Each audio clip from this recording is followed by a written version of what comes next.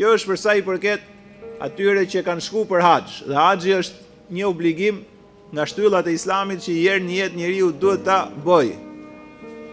Kurani ka thënë: "Wa 'ala an-nasi hijjul bayti man istata'a ilayhi sabila, wa man kafara fa inna Allaha ghaniyun 'anil 'alamin." Tha haxhi është vendos obligim njerëzve kur ato e kanë mundësinë shëndetësore dhe ekonomike. Wa man kafar, dhe kur çdo gjëra i mohon, fa inna Allaha, e Allahu madhnushëm thot ganiyun 'alal 'alamin, s'ka nevojë për asgjë. Ja u ka urdhëruar dhe mësu këto gjëra për të mirën e juaj. Nëse i mohoni, Zoti s'ka nevojë për asgjë. Është i panevojshëm për gjithçka. Pra Islami erdhi për të mirën tonë, jo për të mirën e Zotit gjithësisë, i qofshim atij fal, sa ai është i plotësuar dhe i përsos dhe i kompletuar. Çdo gjë që e zbritin fenë e dashur dhe të pastër dhe të bukur islame e zbriti për të mirën e njerëzve. Zoti s'ka nevojë për gjë dhe këtë koncept e ka dhënë kur flet për haxhin. Wa 'ala an-nasi, ndaj njerëzve është bërë obligim haxhi limen istata'a ilay sabila. Kush ka mundësi që të shkojë, do të ketë mundësi ekonomike edhe të ketë shëndetin.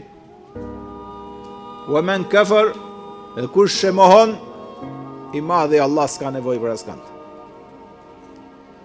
Pra si kur gjithë bota në këtë qast me pasmohu të madhnushmin, këtë i vjet domi njerëzimit, i madhi i Zot s'ka nevojë për asgjë. Ai është Zoti i përsosur dhe i panevojshëm për çdo gjë. Se nga herë duket vetja se po falem, edhe po falem se ka nevojë Zoti, hasha lillah. Po agjëroj për çfarë? Për veten tënde, se Zoti s'ka nevojë për asgjë. Kjo potencohet disa herë në Kur'anin famlar, po unë e përmenda vetëm në lidhje me temën që ne e kemi. Për akşam, kur është duke perëndu dielli, aty shtohen lutjet dhe më shumë. Shtohet e qara dhe më shumë. Shtohet për ulja ndaj Zotit gjithësisë dhe më shumë. Shtohet përgjërimi për t'u plotësuar sa më shumë lutje.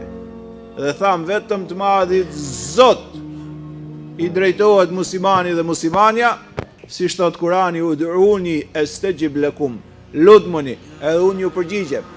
Në një ajet tjetër ka thënë: wa idha sa'alaka ibadi anni fa inni qarib, kur njerëzit luten, kur njerëzit pyesin.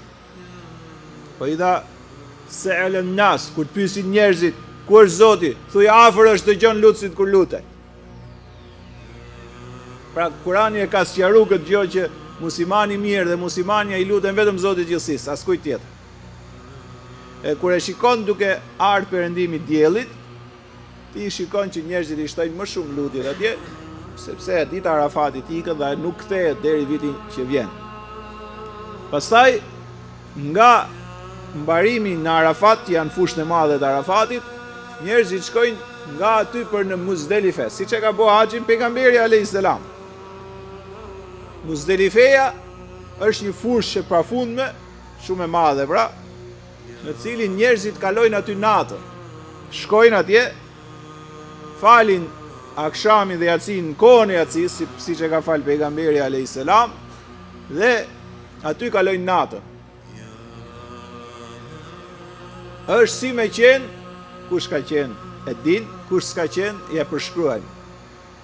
Kur shkon në Muzdelife, por kujtot ditën e gjykimit. Miliona e miliona njerëz dhe një fushë të madhe, të veshur me ihramin, me dy peshqire dhe bardhë, dhe ty duket se u bë dita e gjykimit. Nuk dallon kush është mbreti, kush është presidenti, kush është kryeministri, kush është miliarderi, kush është i varfër. Janë gjithë njësoj, kanë vetëm ihram, prandaj edhe është vendos rregulli i ihramit. Se i madhi Zot s'ka nevojë të shfaqesh ti me pushtet edhe miliarder, se s'të njeh. S'mund as mos e shpreso se të xeron. E gjëja më e dukshme që është Muzdelife. Nga Arafati shkohet në Muzdelife, kështu quhet vendi. Dhe pastaj mëngjes shkohet Mina, që bëhet goditja pastaj në ditët e përcaktuara me gurat, edhe kështu shkohet drejt përfundimit të ritit të haxhit.